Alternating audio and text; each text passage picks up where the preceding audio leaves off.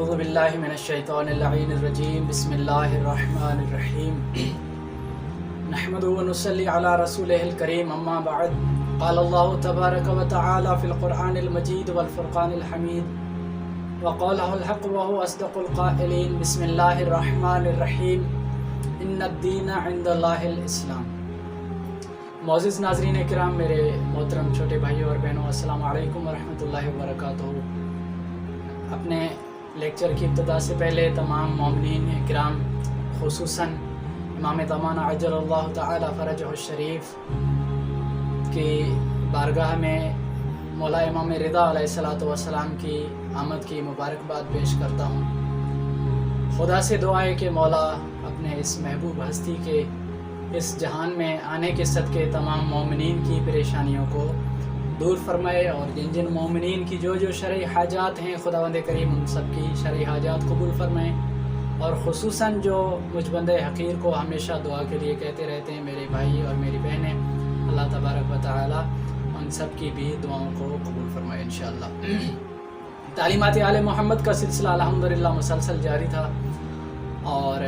چھوٹی سی کاوش لے کر ہمیشہ آپ لوگوں کی بارگاہ میں حاضر ہوتا ہوں، اور تقلید پر ہماری گفتگو ہو رہی تھی، اور آج ہمارا لاسٹ لیکچر ہے تقلید کے موضوع پر۔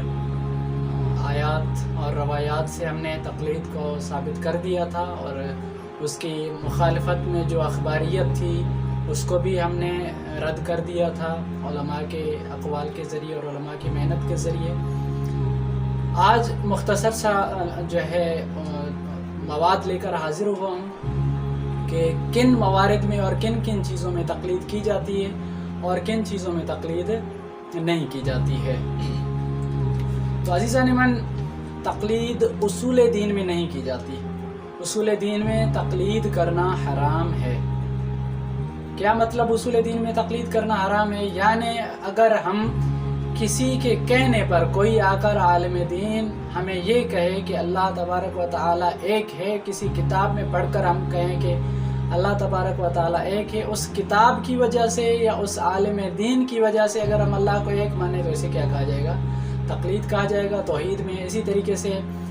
توحید کے بعد عدل ہے، نبوت، امامت، قیامت، یعنی کسی کے کہنے کی وجہ سے ہم نبوت کو مانیں، کسی کے کہنے کی وجہ سے ہم امامت کو مانیں تو یہ اس کی تقلید ہو جائے گی، تو یہ اس میں حرام ہے۔ اب یہاں ایک شبہ اور ایک سوال ہے کہ بھائی کتابوں سے پڑھ کر ہی تو ہم نے علم حاصل کیا ہے، انہی کے ذریعے ہمیں امامت کا پتہ چلا، انہی بکس کے ذریعے ہمیں توحید، عدل، نبوت، امامت، قیامت کا پتہ چلا، تو ہمیں اپنا تو علم نہیں ہے، تو پھر یہ تو تقلید ہی ہو گئی۔ تو اس کا جواب ایسے ہے کہ ہم نے ٹھیک ہے کتابوں میں پڑھا ہے، ٹھیک ہے علماء دین سے مراجع تقلید، اللہ ہمارے مراجع کی زندگیاں سلامت فرمائے، ان سے ہم نے یہ ساری چیزیں، درس، دروس، لیکچرز اور عنوان، مجالس، موضوعات سب ان سے سنے ہیں، ان سے سمجھے ہیں، لیکن ہم ان کے کہنے کی وجہ سے اللہ کو اکیلا نہیں مانتے، ان کے کہنے کی وجہ سے محمد مصطفیٰ کو نبی نہیں مانتے اور دیگر انبیاء کو، اور مراجع اعظام یا دوسری کتب ہیں ان کے کہنے کی وجہ سے ہم ائمہ کو نہیں مانتے۔ ہم دلیل عقلی کے طور پر ان کے کہنے سے جو ہمارے ذہن میں، ہماری عقل میں، ہماری فکر میں جو یقین پیدا ہو جاتا ہے اس یقین کو علم کہا جاتا ہے۔ لہٰذا اس یقین کی وجہ سے ہمارا یہ جو مورد ہے اس علماء کی تقلید سے نکل جائے گا، یعنی ہم اپنے یقین کی وجہ سے اللہ تبارک و تعالیٰ کو اکیلا مانتے ہیں، اس کی توحید کا اقرار کرتے ہیں۔ ہم اپنے یقین کی وجہ سے جو ہے انبیاء کو معصوم مانتے ہیں اور انبیاء کا جو ہے ان کی نبوت کا اقرار کرتے ہیں، ان پر ایمان لاتے ہیں۔ ہم اپنے یقین جو ہماری فکر میں اور ہماری ذہن میں یقین آ جاتا ہے اس کی وجہ سے ہم اپنے ائمہ معصومین کو مانتے ہیں اور معصوم مانتے ہیں اور ان کی اتباع و ولایت کو تسلیم کرتے ہیں، اور ہمارے جو ذہن میں، ہمارے وجود میں، ہماری فکر میں جو یقین پیدا ہو جاتا ہے ان علماء کے علوم کو پڑھ کر، کتابوں کو پڑھ کر یا روایات کو پڑھ کر، اس یقین کی بنا پر جو یہ ہم ان کو تسلیم کرتے ہیں، اسے ہی کیا کہا جاتا ہے؟ حقیقی علم کہا جاتا ہے، اور اسی علم کی بنیاد پر ہی ہم نے ان چیزوں کو کیا کیا ہے؟ تسلیم کیا ہے۔ لہٰذا یہ تقلید نہیں ہوگی، یہ ہمارا اپنا دلیل کے طور پر ان چیزوں کو تسلیم کرنا ہے۔ اب دوسری بات ہے کہ تقلید کن موارد میں کی جاتی ہے؟ تقلید فروع دین میں کی جاتی ہے۔ فروع دین بذات خود مسلمہ عقیدہ ہے کہ یہ فروع دین جو 10 چیزیں ہمارے پاس موجود ہیں یہ مسلمہ عقیدہ ہے کہ ان پر ایمان رکھنا واجب ہے۔ اب جو ان کے احکامات ہیں نا، ان میں ہم کیا کرتے ہیں؟ تقلید کرتے ہیں ان کے احکامات میں۔ نماز کس طرح پڑھی جائے، نماز کے کیا شرائط ہیں، کن اجزاء کے ساتھ ہماری نماز صحیح ہے، کون سی چیزیں نماز کو باطل کرتی ہیں، ان احکامات میں مراجع کرام کے فتویٰ ماننے کو کیا کہا جاتا ہے؟ تقلید کی جاتی ہے۔ اور انہی میں کیا کہا جاتا ہے؟ تقلید کی جاتی ہے، جو فروع دین کے احکامات ہیں۔ اور بس آخری چیز کہ آیا تقلید کی طرف قرآن مجید نے بھی کوئی اشارہ دیا ہے، یا جو ہے صرف علماء کا ہی نظریہ ہے، یا جو ہے وہ روایات صرف ہمارے پاس موجود ہیں؟ تو ایک آیت ہے سورہ توبہ آیت نمبر 120، اس میں ہے کہ علماء نے اس آیت کا جو ہے استدلال کیا ہے تقلید پر، کہ اس آیت کا مفہوم اس طرح ہے کہ، بلکہ میں آیت ہی پڑھ کے سناتا ہوں آپ لوگوں کو۔ وَمَا كَانَ الْمُؤْمِنُونَ لِيَنْفِرُوا كَافَّةً فَلَوْلَا نَفَرَ مِنْ كُلِّ فِرْقَةٍ مِّنْهُمْ طَائِفَةٌ لِيَتَفَقَّهُوا فِي الدِّينِ وَلِيُنذِرُوا قَوْمَهُمْ إِذَا رَجَعُوا إِلَيْهِمْ لَعَلَّهُمْ يَحْذَرُونَ۔ اب یہ ہے کہ اللہ تبارک و تعالیٰ فرماتا ہے کہ یہ تو ممکن نہیں ہے کہ پورے کے پورے لوگ جو بھی انسان ہیں سب کے سب جو ہے علم دین حاصل کرنے کے لیے چلے جائیں، یعنی سب کے سب یہ نہیں ہو سکتا، کیونکہ یہ زندگی اللہ تبارک و تعالیٰ نے جو ہمیں دی ہے، ہر انسان کو مختلف چیزوں کی ضرورت ہے۔ اور یہاں ایک میں پلس پوائنٹ ایڈ کرتا چلوں کہ اللہ تبارک و تعالیٰ نے ہمیں انفرادیت کے لیے پیدا نہیں کیا، اللہ تبارک و تعالیٰ نے ہمیں اجتماعیت کے لیے پیدا کیا ہے، اور ہمیں اجتماعیت پر جو ہے زندگی گزارنا چاہیے۔ ہم ایک دوسرے کے کام آتے ہیں، درزی ہمارے کام آتے ہیں، اس طریقے سے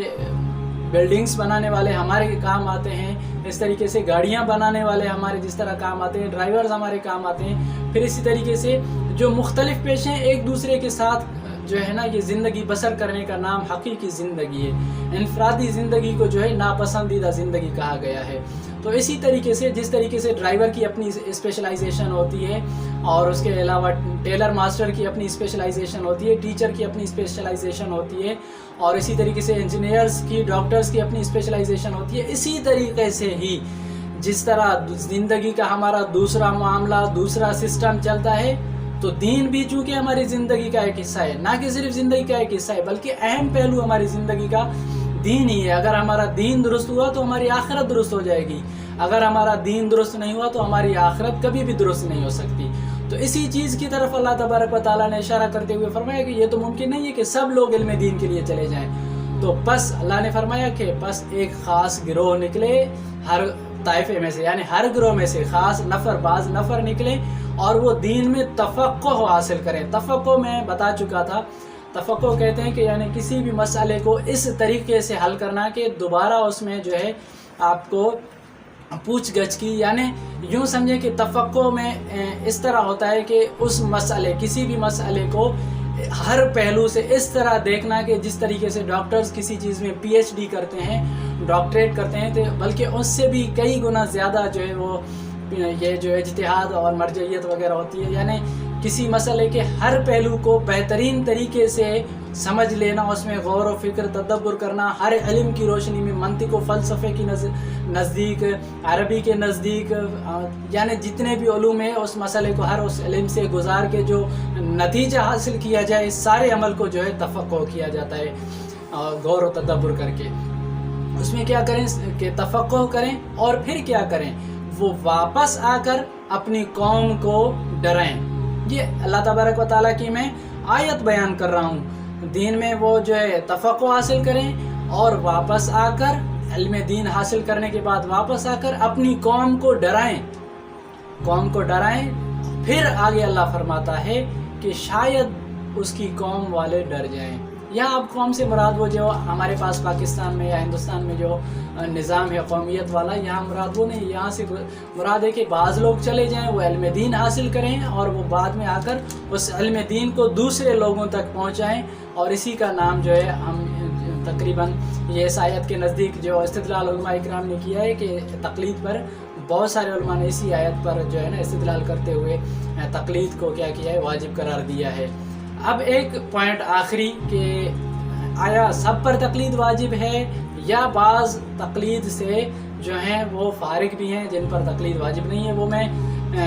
اشارہ تو کر چکا تھا، لیکن وہ بہت سارے دوستوں نے کچھ سوالات بھیجے تھے، تو ان کو مد نظر رکھتے ہوئے میں دوبارہ نوٹیفائی کرنا چاہوں کہ 2 اشخاص ایسے ہیں جو تقلید سے کیا ہے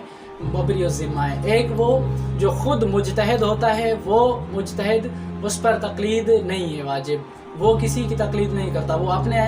جو ہے تلاش شدہ مسائل پر ہی عمل کرتا ہے۔ دوسرا وہ میں نے احتیاط کی اصطلاح استعمال کی تھی، یعنی اس طریقے سے افعال کو انجام دینا کہ یقین ہو جائے کہ جس طریقے سے اللہ تبارک و تعالی عبادت کرنا چاہتا ہے کہ میرے بندے اس طریقے سے عبادت کریں، میری عبادت اس طریقے سے، اگر کوئی شخص اس یقین پر فائز ہو تو اس پر بھی تقلید کرنا واجب نہیں ہے۔ لیکن اگر کوئی شخص مجتہد بھی نہیں ہے اور اپنے اعمال یقین کے ساتھ بھی انجام نہیں دے سکتا تو اس شخص پر تقلید واجب ہے، اور اس شخص کا کوئی بھی عمل تقلید کے بغیر قابل قبول نہیں ہے۔ تو عزیزان من، تقلید پر ماشاءاللہ اچھی گفتگو ہو چکی تھی ہماری، اور جن دوستوں نے کچھ سوالات بھیجے تھے ان کے جوابات بھی میں نے دے دیے۔ مزید اگر کوئی تفصیل طلب کرنی ہو تو میں خادم، آپ کا نوکر، آپ کی بارگاہ میں ہمہ وقت حاضر ہوں۔ میرا پرسنل نمبر آپ کے پاس موجود ہے، کسی بھی وقت آپ سوال بھیجیں، ہم آپ کی خدمت میں جواب ارسال کر دیں گے۔ تو اپنے بھائی کو دعا میں یاد رکھیے گا۔ اللہ حافظ۔